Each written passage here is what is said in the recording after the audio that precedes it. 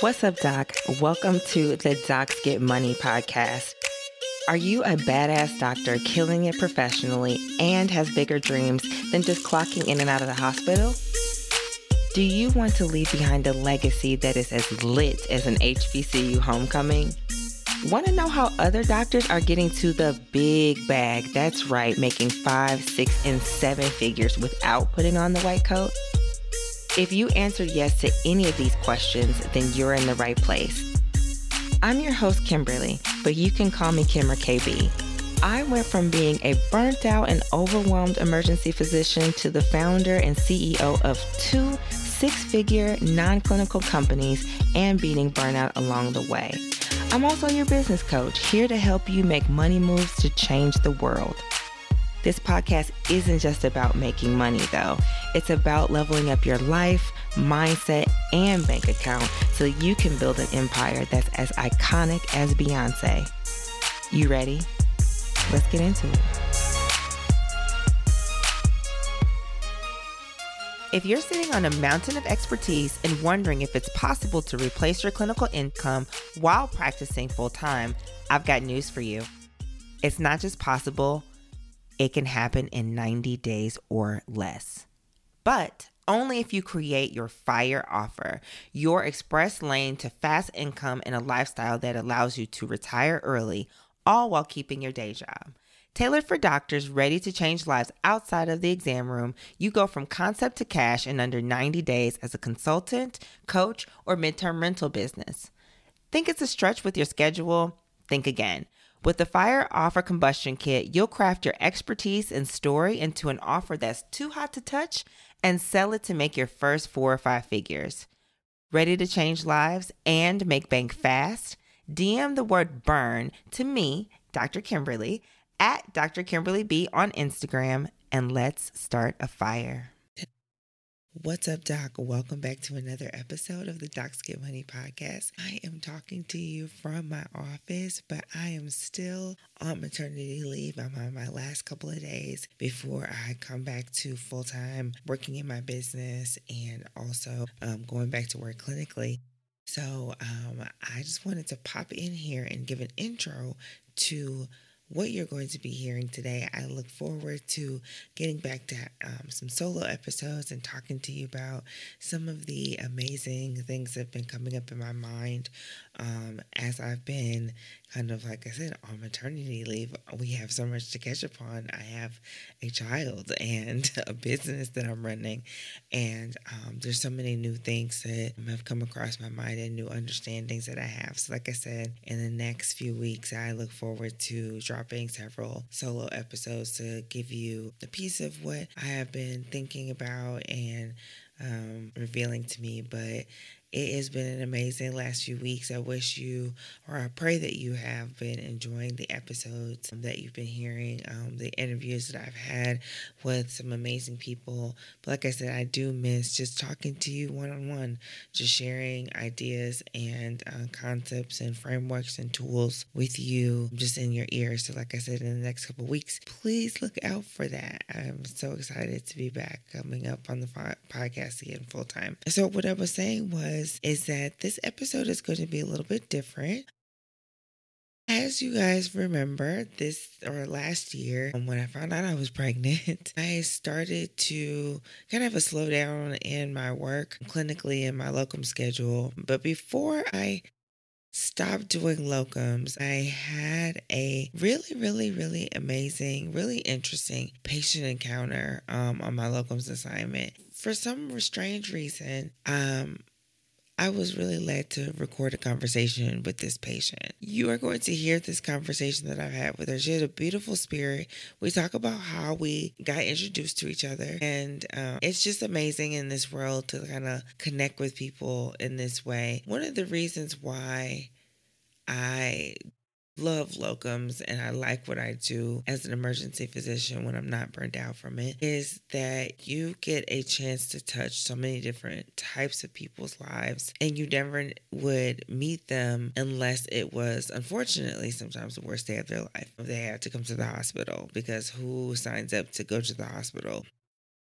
Especially in the emergency room when you're sick or you've been injured. And so You get a chance, though, to really meet people that are super incredible. And because I've done locums across the Midwest or across the country, I've gotten a chance to meet some really, really, really, really great people. And this conversation is one of them. It's not necessarily about money today, but I'm celebrating in this episode the wealth of, again, the people around us, our patients, the people that we take care of every day.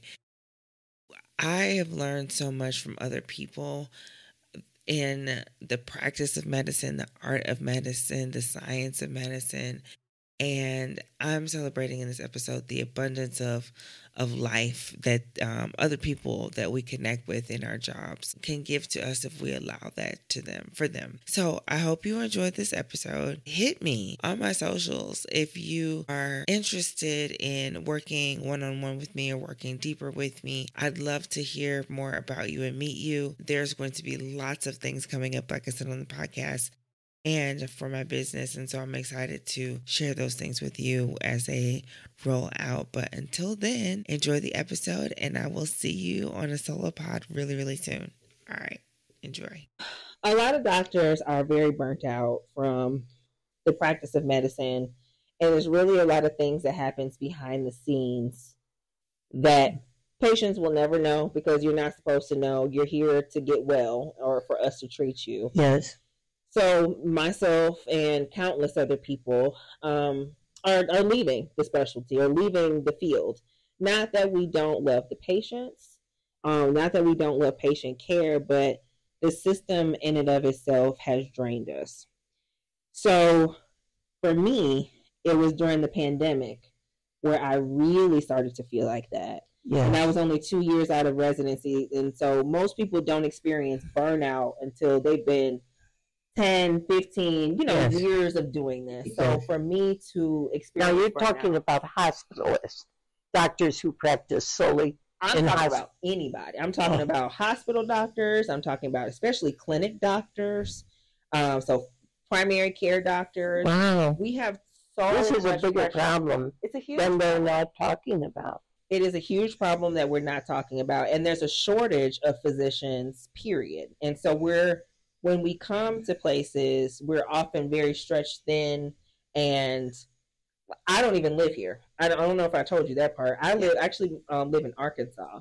And so I fly up here. I lived in Tennessee, but now I live in Arkansas. But I fly up here, and I've been flying up here since last year, covering at this very hospital because of the shortage. Because this is a rural hospital, and there are no doctors around. There's very, very few doctors that live here. Even the doctors that work in the ER, they will fly in from different parts of the country and drive up from Peoria or all other places to come to serve you guys. But the system is stretched thin, and we don't have enough support. And us as physicians feel like we're just a cog in the wheel. Like, patients can be frustrated with us because it takes a long time for them to see us, if you get what I'm saying. And then when you get a chance to see us, it's like we only have a few minutes and you don't even really get a chance to get to the bottom of your problem. A lot of people are very sick. Like we talked about your medical history and all the things that you've got going on. You're relatively well compared to some people. Oh, yes. I realize that, Blessing. Yes, ma'am. So it's just been a lot. So to give you the background of that, that's where a lot of physicians' minds are. So saying all that to say, we spend so many years in the study of medicine that once we get out and we're practicing, yes, we make great money. But what happens if we're not happy being a doctor anymore? What if we need to do something else? So what I did, like I said, I'll give you some background, is I started my own business outside of medicine. And I actually started a company. My goodness, you've got a lot of energy. Well, I don't know if I have a lot of energy. I'm just probably, I don't even know just yet. But I started another business, and it was specifically for traveling medical professionals and travel nurses. So when they came to the area that I was living in Tennessee, they would have a home away from home. I knew when I was traveling, all I wanted to do is just be at home if I could, in my own comfort. And I Yes, couldn't do that. I understand. And so it's much better to stay in a place that someone has designed for you and that's not a hotel or anything like that. So I did that for other medical professionals, and I grew that company from just the idea to six figures to over, yes, in a year. So then that makes you question, why should I keep doing what I started to do when I can make so much more money correct. doing this other thing? Correct. Actually, I strongly thought about that, and I'm still eking my way out of medicine. But I found, though, Miss Martin, as I was building my company and actually as I was seeing it grow, when I actually did come to work, it gave me a different purpose. Like I was able to focus, and I was able to not feel like it was just my everything. And I knew that there was other sources of money so that I could take care of myself, do the things that I wanted to do, and not have to come to work as a doctor. As much as, like I said, I love patients, I hate everything else. So I felt much, much better, but there was still a sense of freedom that I wanted other doctors to have that same experience, that you're not just a doctor. Yes, we spent all these years in school getting these degrees, and so we can serve people, but we still have so many other talents and gifts and things like that that we can contribute to the world. And so starting your own business, as small as it may be, can actually be a source of freedom and a source of burnout prevention. But the reason specifically that I wanted to talk to you is when you told me the story that you told me yesterday. I'm trying not to get emotional again about it. Sometimes it's very hard for us to stop and celebrate life when you feel like everything around you is so bad. It's pulling you down. It's pulling you down. Like the job that you thought was going to give you all this reward isn't rewarding anymore. Sometimes patients cannot be as nice. You got your own family issues. Where did I learn that?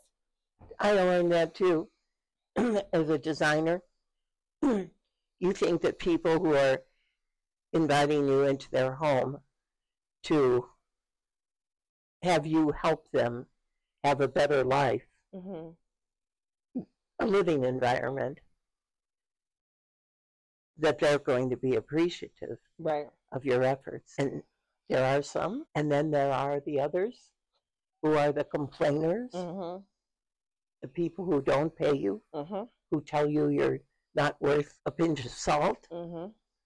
So I understand what you're, and also one of my reasons for being a designer was I saw a relationship, and where this idea came from when I was younger, I don't know. But perhaps it's because I had a happy family life growing up. I saw a relationship between a well-maintained and put together house and the happiness that people could live. And I wanted to make people's lives better in that way. Because you see, things are, every object in this space is a symbol. Every object. From that cabinet over there, to the clock, to the TV, every one of those things, their form, shape, color is essential, but the way that they're shaped, the form that they have, their position within this space, all says beauty or not beauty, order or chaos. And it's on that spectrum. And the third part is meaning. What is the value that the person looking at that sees within that object? And you see, when you recognize that there are all of those factors that are speaking to the person within the environment. Those objects are telling you something on a very subliminal level. And therefore, you pick up on that.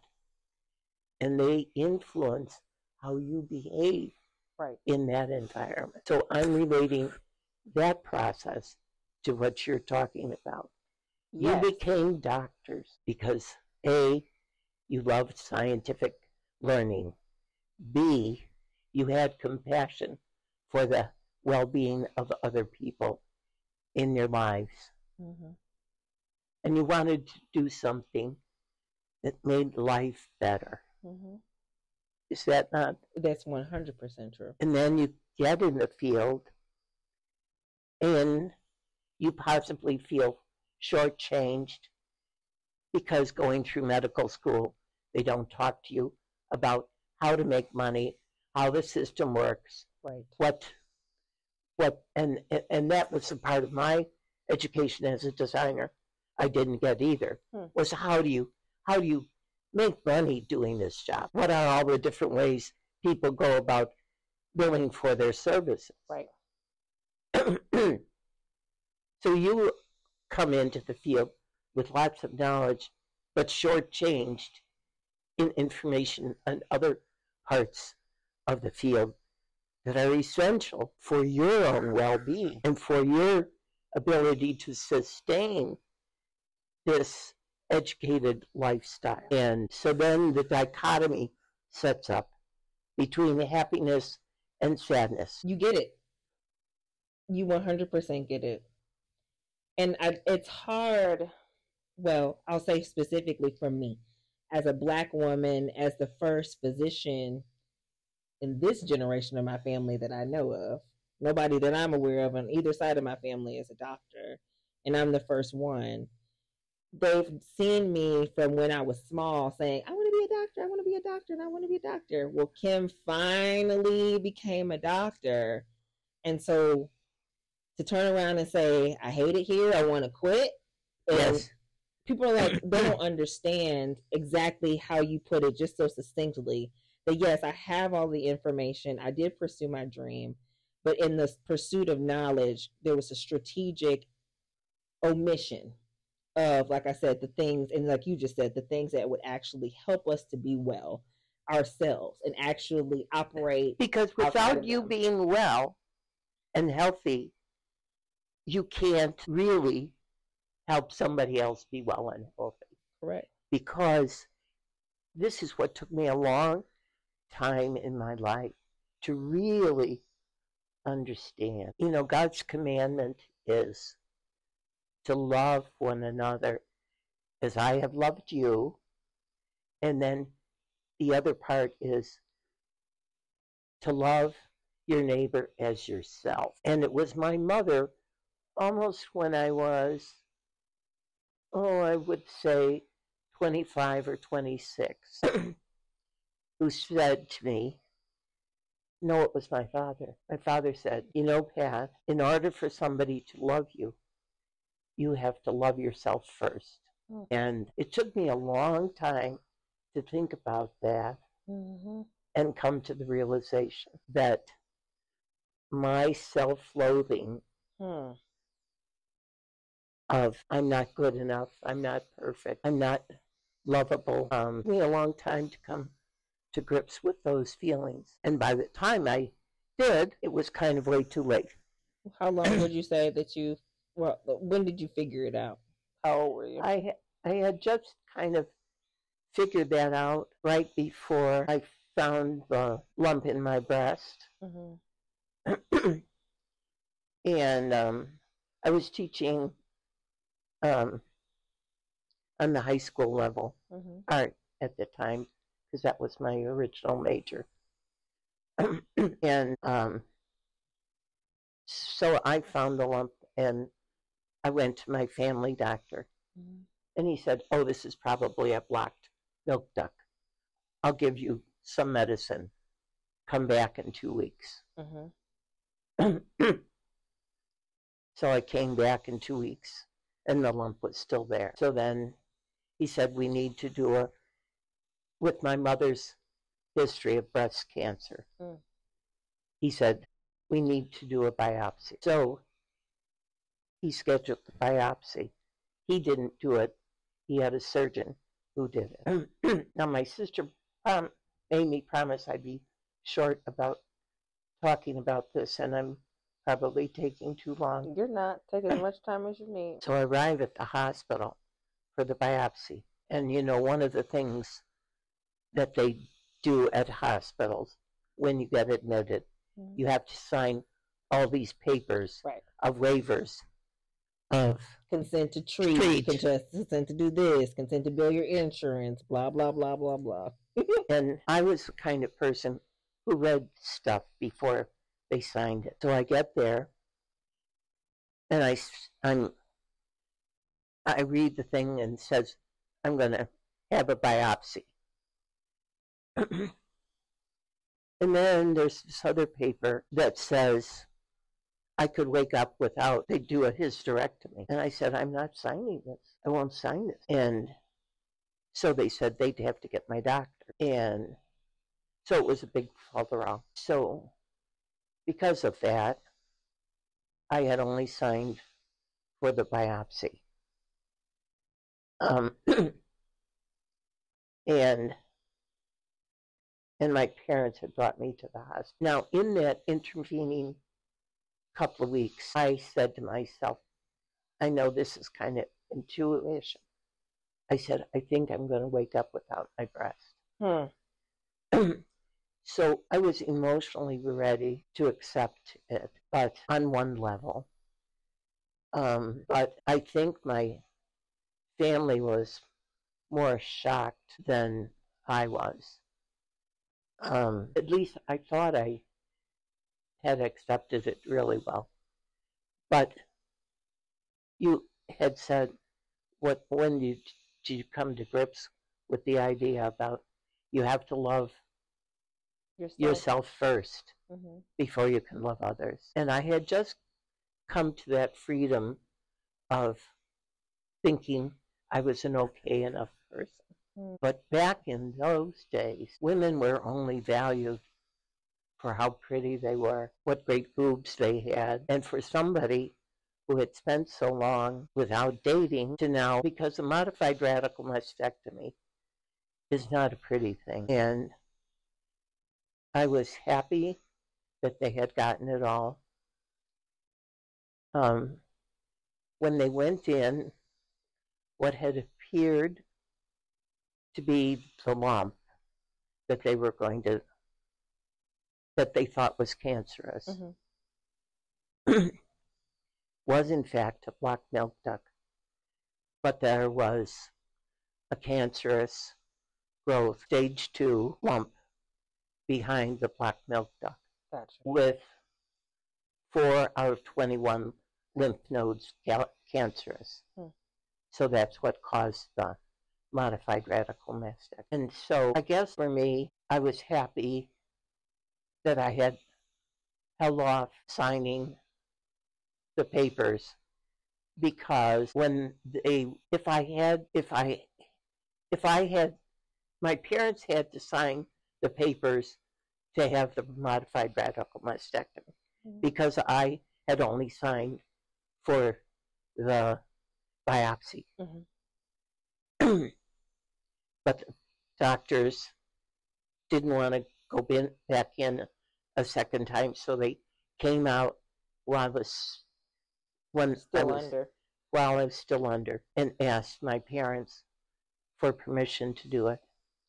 And with my mother having had breast cancer, they certainly said yes. Gotcha. I think that's when you told me that yesterday, that's what made me ask you. Yeah, it made me upset, but it also made me ask you, well, weren't you mad at your parents, and weren't you mad at, the situation? And then I know we started talking about yesterday, how life was just so different for women back then. Like, you couldn't even have a bank account unless a man, whether that's your father or your husband, signed off for it. Like, the level of independence that women had was just not there. And some of the same freedoms that we I am grateful to have today as a woman was honestly because of some of the things that you had to endure in your generation. And so, yeah, I was asking you yesterday, does that make you mad? But I don't think I knew that your mom had the history of breast cancer as well. Yeah. So you said you weren't mad though. How did you feel after you woke up and looked at your chest? I didn't get to look at my chest for almost a week because you're bandaged up.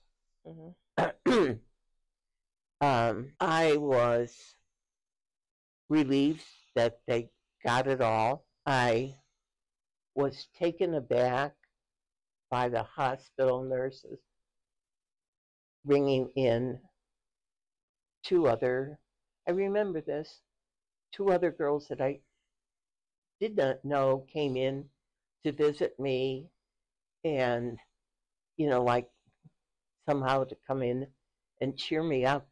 And I was like, who are these people? And why do I need this? Yes. Yeah. So it was about kind of like a lack of communication, startled.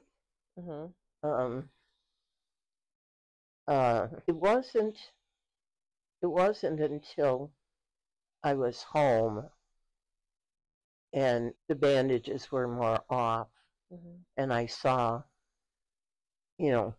what I looked like. And I said to myself, no man will ever look at me now.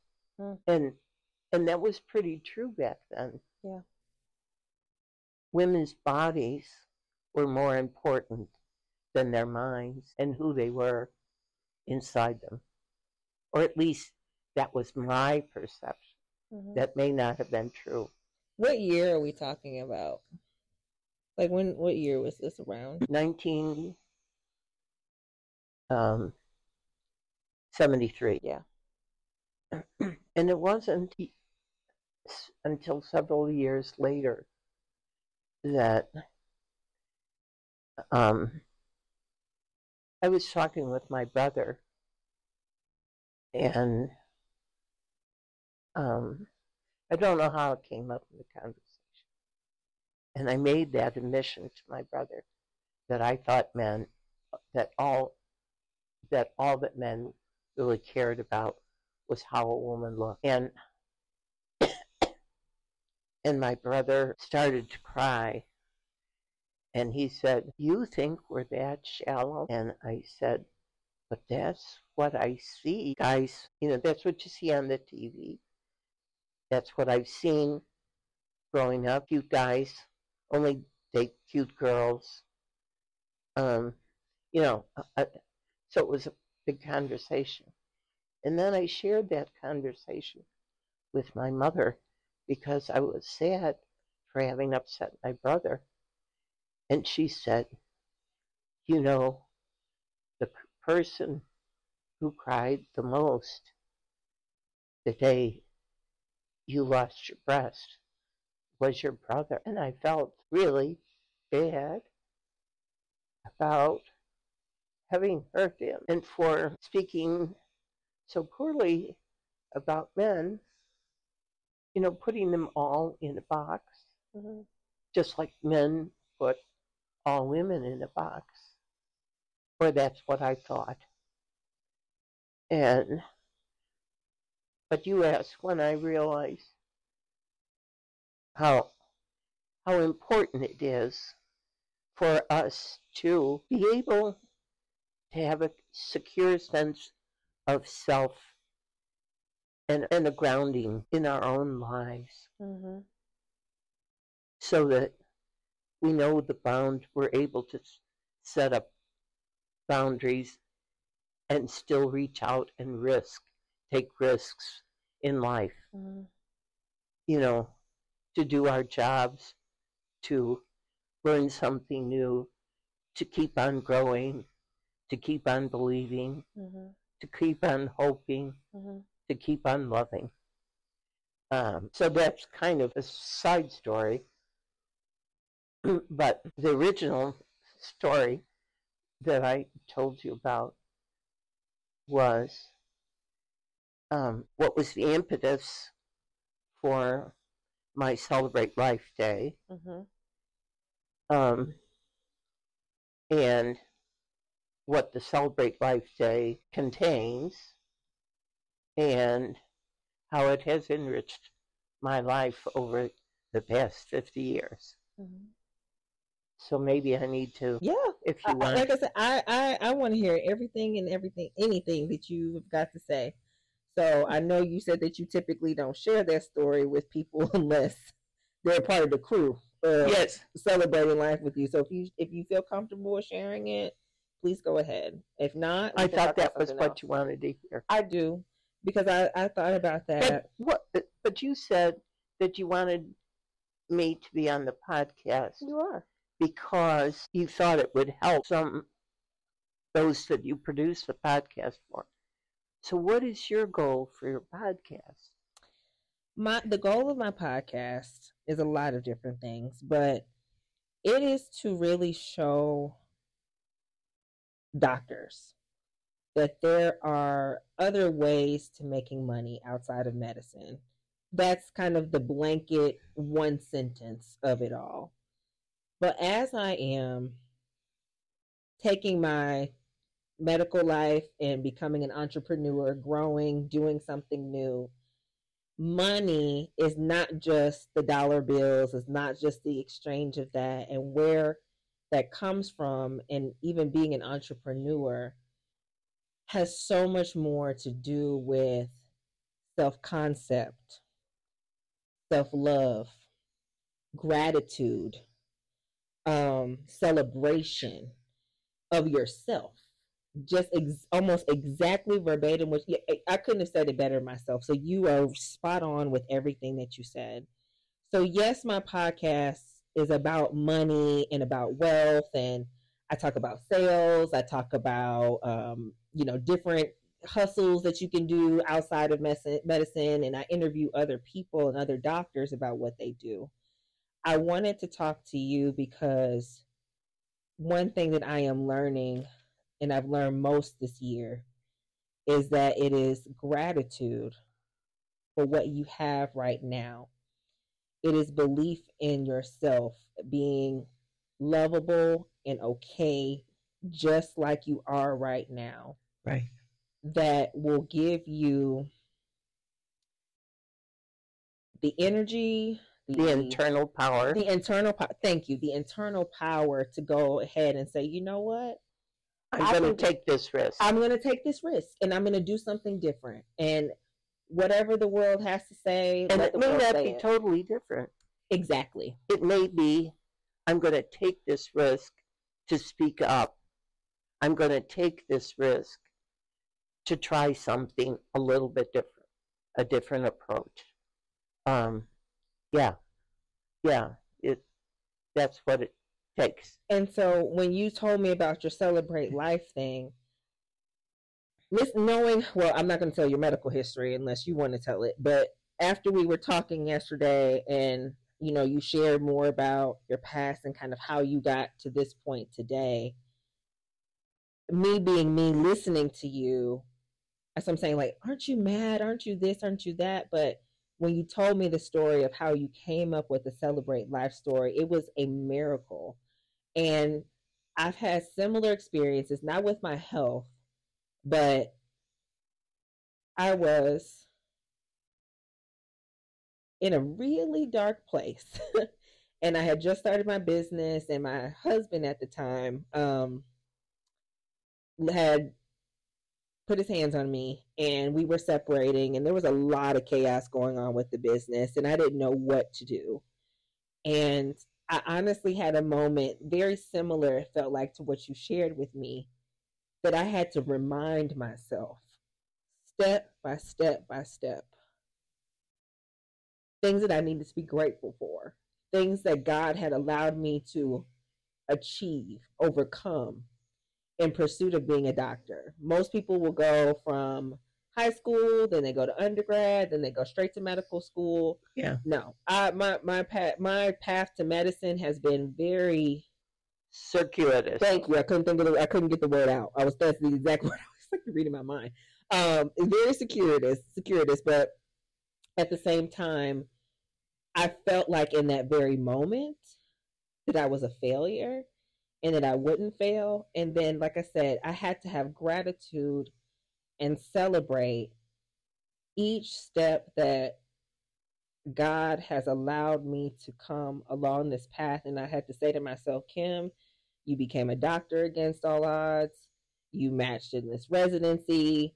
You've already started this business and you've had success. And it was when I started to celebrate my life and celebrate where I had come from that it's like all of a sudden, like you said, like when you went from the bottom to the top, I was just like, oh, and it was like a healing washed over me. Yes.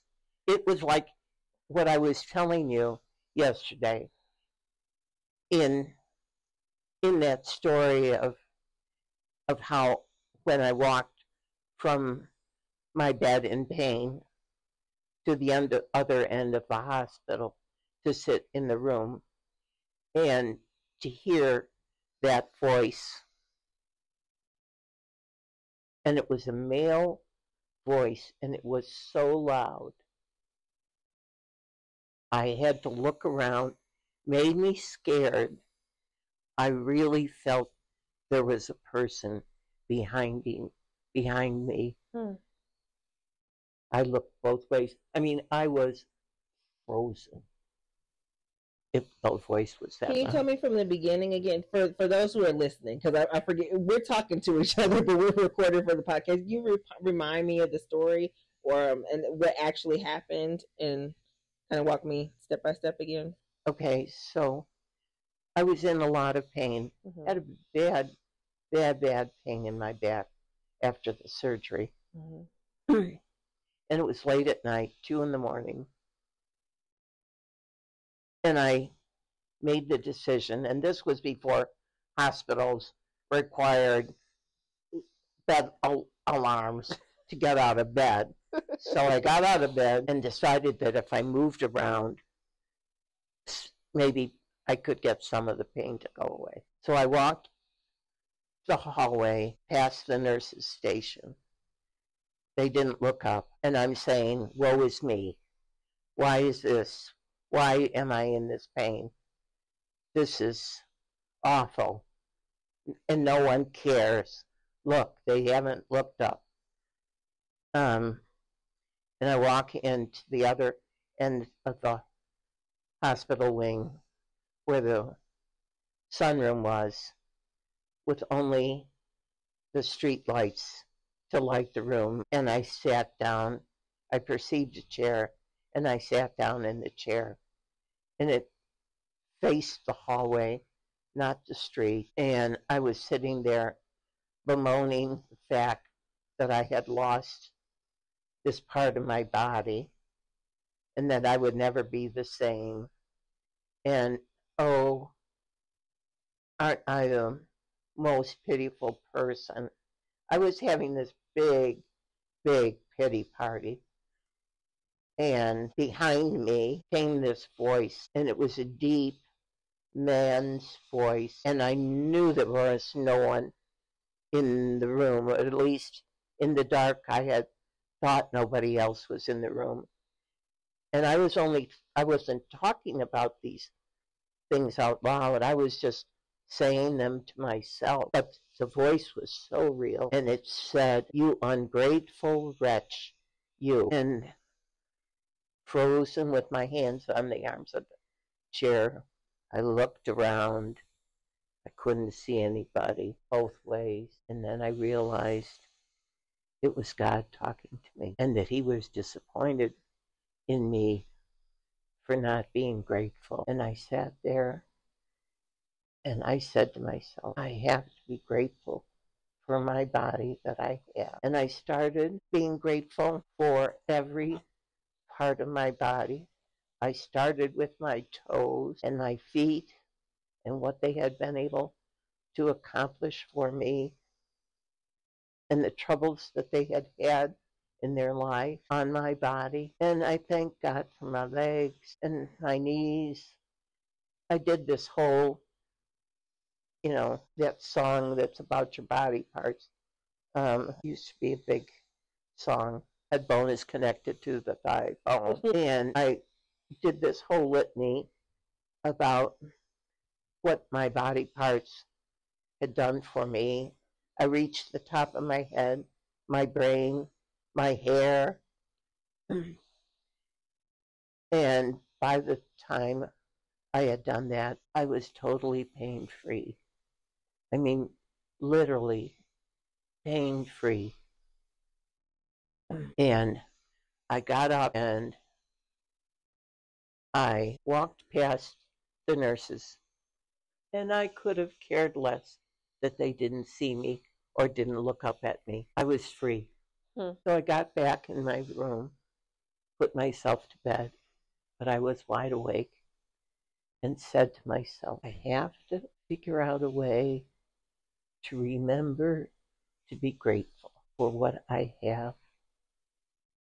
and celebrate life. And that was the phrase that came up. I know that's more popular these days, but was a phrase that I came up with that night. And I said to myself, it can't be my birthday because we always celebrate my birthday. So it has to be another day will be my Celebrate Life Day. And I started thinking about days that would be appropriate. And for me, one of the days that would be appropriate would be the day that I was born into Christ's life, my christening. And that day had super special significance about life in general, because I always associate my life in Christ with the memory that I almost didn't have a life in Christ because my dad and my aunt brought me to church on December 7th, 1941, and the priest wasn't there to baptize me. He was in the rectory listening at 12:45 to the news about the bombing in Pearl Harbor. 2,000 men lost their lives on the ship. And I said, that's to celebrate life. That's today to celebrate life, because then I can celebrate my life, the life of the person that I want to invite to this private party of me celebrating life. And I can celebrate the lives of all those men who lost their lives. And then I came up with the plan that I would spend my time during the year looking for somebody who came across my path for whom I thought had gratitude for life and had met odds and still come up happy and positive and contributing to society. And that alone makes me, on a daily basis, look at the people who I encounter in my life for their spirit of life. And I have to, sometimes I'm down to the wire. I still haven't made up my mind who I'm going to invite to my Celebrate Life Day. And sometimes I make up my mind early on, like in April, and say, that's the person. But I can't tell them Until it gets closer. Till it gets closer. And the mistake I made was I realize now that I should have been, like you, recording what these people shared with me when I took them out to dinner and celebrated their life and got them to tell me why they loved life. And because if I had written it down, your memory is fickle. I remember some people very clearly. Some I'm still very deep friends with. Some have come and gone out of my life, but they're still in here. And in here.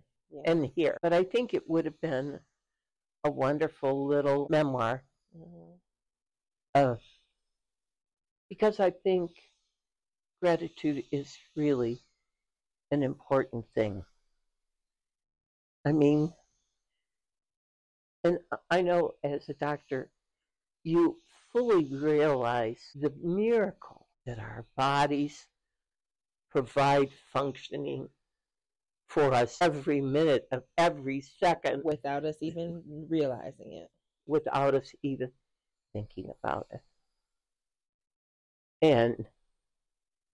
And so through the pain of the mastectomy, I got this wonderful gift that I probably wouldn't have realized about the importance of gratitude. And yes, I've had a number of surgeries. And yes, some of the things, like my aunt was a writer for the Sun Times, and then she became the person on the who was, I've forgotten her title. She worked for Michael Reese Hospital. Okay. She was a writer. She wrote publications for them. And when I was, needing to look for a radiation after the mastectomy, she suggested that I come to Michael Reese because they had supposedly the most advanced radiation cancer treatment. Okay. They had linear acceleration radiation. It wasn't until years later, in talking with other doctors, that they said, but the machine was defective. And that's why I have had such deep side effects from the radiation. And the thing that it taught me was you have to do your own research. You, the patient, are responsible for making the decisions. I mean, the previous thing and then this thing and several other things along the way. But you can't control everything, and you do have to accept where you're at. Really, gratitude is the thing that gets you through. Yeah. I just thought that your story, you asked me why did I want you on the podcast, and I feel like I still have partially answered it. I wanted to hear that story again because, yes, I started that one business, but I'm also a coach, a business coach. So I help other doctors, I think I told you this yesterday, start their own businesses. And the way I work with my clients is I work with them one-on-one and just have conversations and help them with their individual businesses. And so one of the things that I think, that I know that the system takes away from us is the ability, again, to believe in ourselves, the ability to celebrate along the way, the ability to have gratitude for where we are, and be deeply introspective about our journey and our experience. No, my story is not yours. Your story is not going to be the next patient's ones. I say everybody has a different perspective and what brings them there. But and that is the beauty of living life, is to realize the uniqueness and celebrate it. And celebrate it. To realize, yeah, we all get these gifts of parts that are our bodies, but they're all the same and yet different. Amazing. If you just think about that how uniquely different and uniquely the same we are. Now, how can that be? But therein lies power. That is the power. That's the power. And that is part of my job, to show people that their uniqueness, that their spin, that their thought, that their story, that their experience, that their perspective is similar to other people's, but then it's uniquely your own, and it's so valuable. Going back to what we were talking about with finding value in even the objects that you're placing in the room, and to be able to transform that value from them to something that makes them money. But I'm, like I said, I'm finding so much more that it is really in the celebration and in the gratitude. And it is important that if you don't celebrate yourself along the way, you can't wait for anybody else to. You have to recognize the gift. And this is what I've just recently come to realize. It was a priest's statement about what love is. Love is the gift. Jesus was the gift, and the gift is something that you give away. And he said that the power of love that is within us is the gift that we give away and yet gets returned to us. It's really a powerful thought that by recognizing that you have something to give and you freely give it away and you get something in return, magic. That's the miracle. It really is. That's powerful. Gift is something you give away, and love is a gift. And if you love yourself, and if you recognize the giftedness that you've been given, whether it's your mind or your body or your empathy, your knowledge, your problem solving capability, whatever your gift is, if you own it and are willing to freely give it away, but in also protect and honor the gift that you're giving away. You just don't fritter it away. You carefully give it away. Right. And you nurture it, and you grow it, and you, like you say, take care of it. Yeah. I don't know why you asked me why did I want you on the podcast. You have. I was joking with you yesterday, like when the nurse came in, because she saw me in tears. She's like, "What's wrong?" I'm like, "Oh, no worries, just the doctor is working on me." Because these stories and your perspective and your experience and your background is what I know I needed to hear. Whether you understand that or not, just as where I am in my 39-year-old trying to still figure it out life in this moment. Been there, done that. I'm still trying to figure it out. And that's good to know. But that's actually very, very reassuring to know that I could be, in my up there and I'm still figuring out things. But this conversation is healing for me, and I know it's going to be healing for so many other people that are listening to it, whether they want to start a business, whether they have any inkling at all whatsoever. But just a few moments that we spent together yesterday when I was taking care of you, it changed me. I was not able to think about really anything else after I left.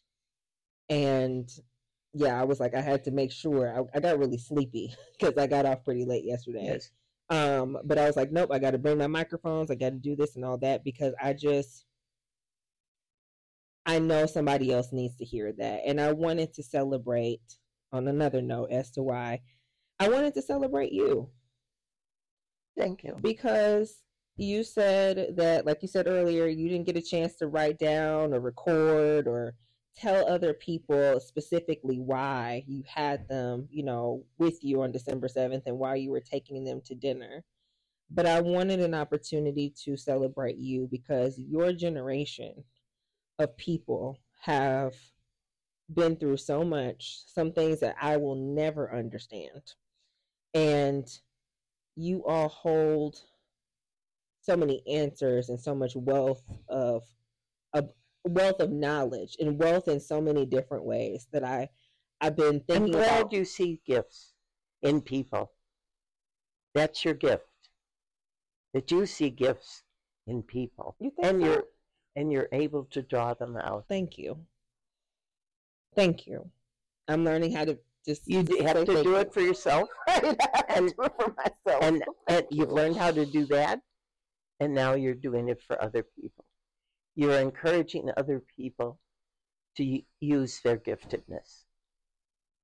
Exactly. And I think ultimately you would like the doctors that you're coaching to be willing to stay in medicine, find something in the field, but find something else that sustains them. Yeah. You want them to be whole people. Yes. Yes. Yes. Because you realize that you really can't survive without being whole.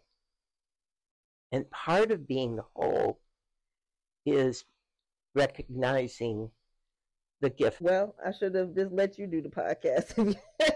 I've been trying to explain in my mind so succinctly, like, why I do what I do and all of this, but that's literally it. I want people to believe in themselves. And it's not all terrible. And if you want to leave medicine, that's okay. But if you want to stay, then stay and latch on to, like you said, the reasons why you're here and let it keep going. Let you keep going with it. But it is a part of it. You have to be a whole person. And I feel like I said, the system that it is healthcare, quote, I'm putting that in quotation marks, but healthcare really depletes the health of so many people. And it's not just the patients, it's the doctors, it's the nurses, it's the respiratory therapists. Like I said, we're all stretched so thin, but it's important.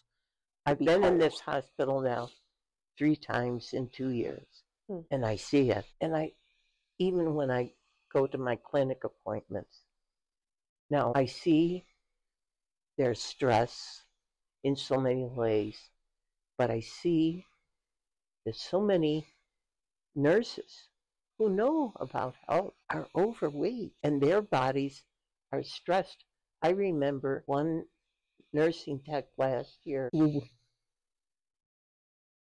couldn't really bend down to pick up something off the floor in my hospital room without puffing and puffing and saying to myself, how does she and her bosses not know that she's here giving herself away when she needs to be giving to herself and making herself whole and not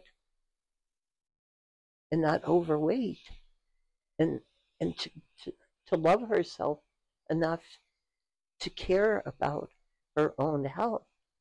But then I would see the amount of stress that all of these young women and men, I've had men nurses here too, and pushing around all this equipment in the hospital rooms that are too small for the amount of equipment that is now needed to do their jobs, because the rooms were designed before you had all of these movable objects with 5 feet that on rollers that can't get around the spaces, and you know, the stress that I see in all of these people, and the number of people, the short staffness, the number of people that they have to serve on a daily basis, with some of them nice people and some of them, and you have to grant that when people are sick, they're really not at their best behavior. For last night or this morning, I lashed in to Sarah and Pearson, because I had asked for the bedpan, and they left me for an hour and a half. And at some point, I just decided that I couldn't hold it anymore. And I peed my pants and made a mess of the bed. And I was upset with myself for doing that. I was upset with them for not coming in. And I really, and my sister was there, and my sister said, Pat, you said it the first time. And she said, don't you ever shake your finger at somebody. That's really accusatory. You could have made your point without the finger. And that was so unlike me, where that anger came from. I can only say probably from not feeling well. And so we all struggle. We are all imperfect individuals. None of us are totally whole human beings. We get to a point where we're put together, and then something comes along, and we're on the downslide slope again. We're not put together, and we have to wait for God's grace to help us rise again to be whole. Right. I'm sure that they understood. And I would be mad as well, too. You had a normal human emotion. So you can't, I hope you're forgiving yourself. Well, I've forgiven myself for that part, but not for the way I handled it. That was wrong. Yeah. Did you? But you apologized to them. Yes. And they went out of their way to help me all the rest of the day. So they heard. And that's all a patient is wanting, is to be heard. I think not even just patients, not to take away from what you just said, but I think just all of us just want to be heard and just seen and acknowledged. Not necessarily you have to agree with me. Maybe I don't say it the right way, but just hear me out. See where I'm coming from. Right. Yeah. Yeah. Miss Martin, is there? Go ahead. This feels like you are a gift to me today and yesterday. To be really honest, you've been a gift to me. Like I said, I'm not even sure of all of the ways that I have been healed by your conversations now. So you have been a gift to me today. You have absolutely no idea. Today was way crazier than yesterday as far as downstairs. Go ahead. I think that I would like to invite you to be my Celebrate Life person on December 7th so that you can tell me your story of why life is so important to you. Okay. Because it must have been very important that you would enter the medical field and want to be that from a little tiny girl. Somewhere there is a power that is you. Well, thank you. I don't know if I will be here in person, but we will figure it out. And I'm going to accept it. And I just looked at my calendar. I'm off that day. December 7th is a Saturday. I may not be in the state, but we are going to figure it out. And I will be honored to be here and be honored to celebrate that day with you. I hope I'm well enough to do that. I believe you will be. Okay. Because the fact that you are the way you are right now compared to when we were talking to each other yesterday, this conversation definitely, we've been talking for over an hour. So, yeah, this conversation definitely couldn't have happened yesterday. No. But I'm so glad that we were having it today. I was going to ask you, is there any other thoughts that you had to share or any other, I don't know, any other advice that you would have for someone that's listening? I think the words, be open. You know, the Bible story where Christ heals the deaf mute. Mm-hmm. And he puts his hands near the deaf mute's ears, mm-hmm. and says, be open. And from that, he hears and speaks his first words, but takes that and declares his healing to the rest of the townspeople. That's what we're supposed to be, is open to God's grace and to pass it on, to give the gift, pass the gift that you've been given on. Be open. Be open. I love it. Miss Barton, thank you so much for this conversation. Thank you for listening to the Docs Get Money podcast. New episodes drop every Thursday wherever you find your favorite podcast. Share, comment, follow, and subscribe to the Docs Get Money podcast wherever you get your podcasts. And if you want to know more, visit me, Dr. Kimberly Brown, at KimberlyBrownMD.com, and be sure to follow me at Dr. Kimberly B on Instagram. And until next time, let's go get this money, honey.